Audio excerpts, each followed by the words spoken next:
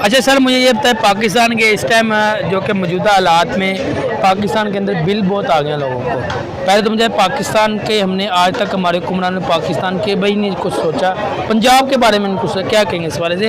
इतने बिल आ चुके हैं, क्या कहेंगे आप पाकिस्तानी आवाम क्या करेंगे? खाली पंजाब नहीं आता, पाकिस्तान में 4 सूबे आते, पहली बात तो ये है। पहले तो मैं उस पर भी डिस्कस करूंगा, आप पहले पंजाब का बताएं। आप पंजाब को कह रहे हैं, पंजाब के लिए क्यों नहीं सोचा हमारे हुक्मरानों ने? देखिए ना आप, हमारे पास 24 आवर बिजली अवेलेबल है, किसी और सूबे में अवेलेबल है?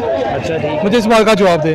अच्छा हमारे हुक्मरानों ने इतनी मेहनत की है, इतना ज़्यादा इस मुल्क को चलाने के लिए, बिजली पैदा करने के लिए अरबों रुपये लगा दिए हैं, और आप बात कर रहे हैं कि पंजाब में बिजली नहीं है। क्यों नहीं है हमारे पंजाब में बिजली? बिजली है, लेकिन भाई उसकी हमारी औकात से बाहर है। आप आज को मुझे बिजली चाहिए, तो आपको क्यों नहीं बिजली मिलेगी? पैसे होने चाहिए ना? पैसे होने चाहिए बस आपको। पैसे नहीं ना हमारे पास, पाकिस्तान हमने लाते ऐसे पैदा करे थे, पैसे नहीं बने, बिल्कुल कुछ कर ना सके। हमारे जो हुक्मरानों ने हमें ऑफर दी है, उन्होंने कहा भाई पैसे खर्चो और जैसे मर्जी एंजॉय करो, 24 घंटे बिजली है, पैसे नहीं खर्चोगे तो बिजली भी नहीं है। अच्छा सर, मुझे बताएं, जैसे पाकिस्तान के इतने बुरे हालात चल रहे हैं, अगर हम बात करने जा रहे हैं बलूचिस्तान की, गिलगित की बात, हमने आज तक उनके हकूक नहीं पूरे किए, हमने आज तक हमारे जो हुक्मरान उनको रिलीज, आज तक हमारे हुक्मरान को वहाँ पर कुछ डिलीवर नहीं किया। बलूचिस्तान में आज तक भी वही हालात है जो जब पाकिस्तान बना तब के हालात है, वहाँ पे हालात नहीं आज तक चेंज। क्या कहेंगे सर इस वाले से? बलूचिस्तान में कुछ अर्से पहले ये कहा था हमें इंडिया भेज दो, बॉर्डर को तो हम रहने नहीं पाते, क्या कहेंगे? जो आपने बात की है ना, ये वाली, ये वाकई इश्यूज हैं बलूचिस्तान में, ये मैं मानता हूँ। इश्यूज काफ़ी ज़्यादा हैं, इतना बड़ा वो सूबा है, वहाँ पर आबादी कम है, सूबा बहुत बड़ा है, पहाड़ी इलाका है सारा, इस वजह से वहाँ पर मामला काफ़ी ख़राब है। वहाँ पर डेवलपमेंट थोड़ी सी मुश्किल होती है, आपको भी पता, पहाड़ी इलाकों में हमेशा डेवलपमेंट मुश्किल होती है। बाकी सूबों की निस्बत प्लेन जो इलाके होते हैं, वहाँ पर मसले हैं, वहाँ पर एजुकेशन का मसला सबसे ज़्यादा, वहाँ की जो गवर्नमेंट है वो अपनी वहाँ को फैसिलिटेट नहीं कर पा रही है, इसी हवाले से भी ना एजुकेशन दे रही है, ना वहाँ पर मेडिकल की फैसिलिटीज़ हैं, ना वहाँ पर किसी और टाइप की उनको इलेक्ट्रिक यानी कि इलेक्ट्रॉनिक्स की फैसिलिटी है, बिजली वहाँ पर उनको पूरी नहीं मिल रही।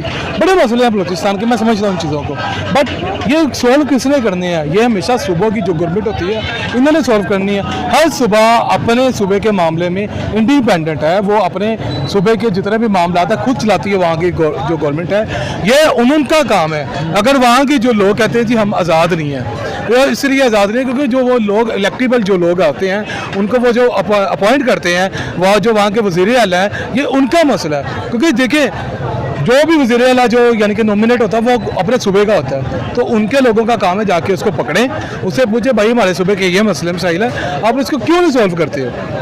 यहाँ पर कहीं किसी सूबे की दूसरे सूबे के ऊपर हुक्मरानी नहीं है, किसी सूबे की दूसरे सूबे के ऊपर डोमिनेशन नहीं है, हर सूबा आज़ाद है।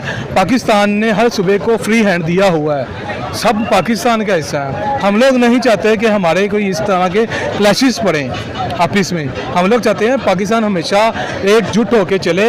एक ये जो बातें उठती है, ये पॉइंट, एक छोटा सा तबका होता है जो ये बातें उठाते हैं, इसलिए आप इन चीज़ों के ऊपर ना जाएं। छोटा लोगों के छोटा आपने बोला ना छोटा तबका, मैं बात खत्म करूँगा।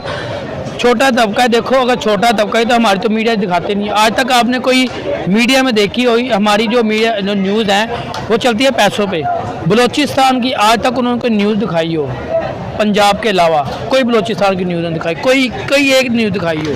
सर एक्चुअली मसला ये है कि आपकी बातें बिल्कुल ठीक है, हमारा जो मेन स्ट्रीम मीडिया है वो इन चीज़ों के ऊपर फोकस करने की बजाय वो अपने बस वो कहते हैं ना, जो टीआरपी के लिए लगे होते हैं, जो उनको अपनी मतलब की बात नज़र आती है। बलूचिस्तान के इशूज़ के ऊपर बात उठानी चाहिए। अगर वहाँ पर काफ़ी ज़्यादा इशूज़ है, एजुकेशन का इशू मैंने आपको बात की है, मेडिकल का इशू है, और भी इशूज़ हैं, उनका ट्रांसपोर्ट का बहुत ज़्यादा इशू है, पहाड़ी इलाका है, तो ये फैसिलिटेट करना पड़ेगा। ओके सर, ठीक है, अल्लाह हाफिज़।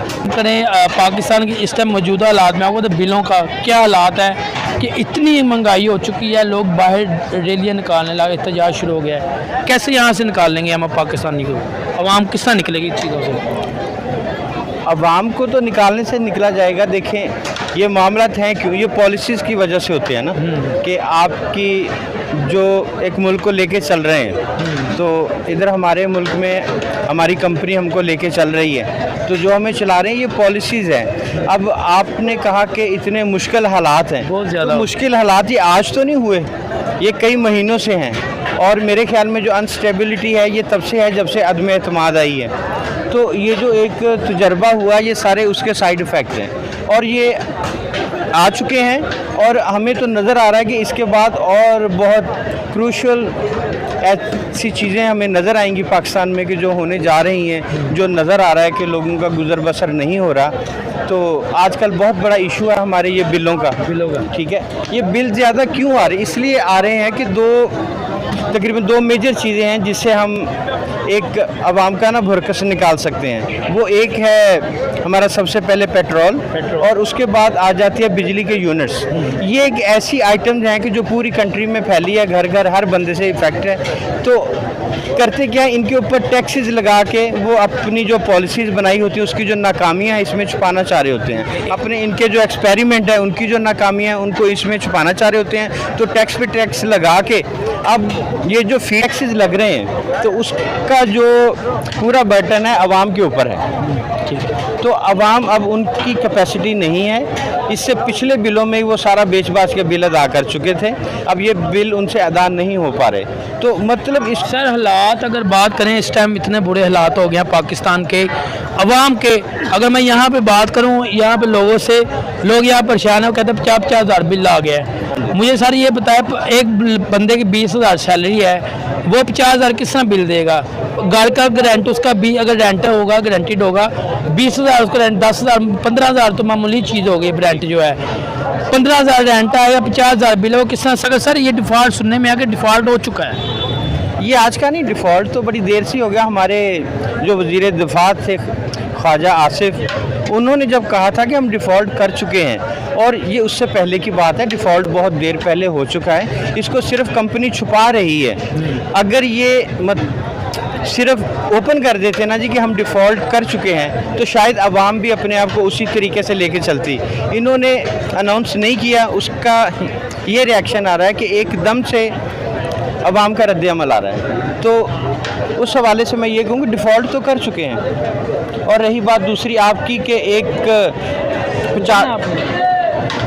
करे मैं वो काट दूँगा जी, रही बात ये कि 50,000 अगर बिल है और 20-30 हज़ार उनकी सैलरी है, तो ये एक फेलियर है, ठीक है। ये पॉलिसीज़ में आता है कि जो कंपनी हमें चला रही है ना, और उसके बाद उसने चलाना कैसे है, तो ये एक हमारी इस्टेब्लिशमेंट का, गवर्नमेंट का, कंपनी का ये एक फेलियर है। और रही बात हालात वाक़यात की, तो इसको हम डिस्कस कर नहीं सकते ना, किसी इंटरव्यू में चीज़ें नहीं बता सकते। हाँ, ये कह सकते हैं डिफ़ॉल्ट हो चुका है।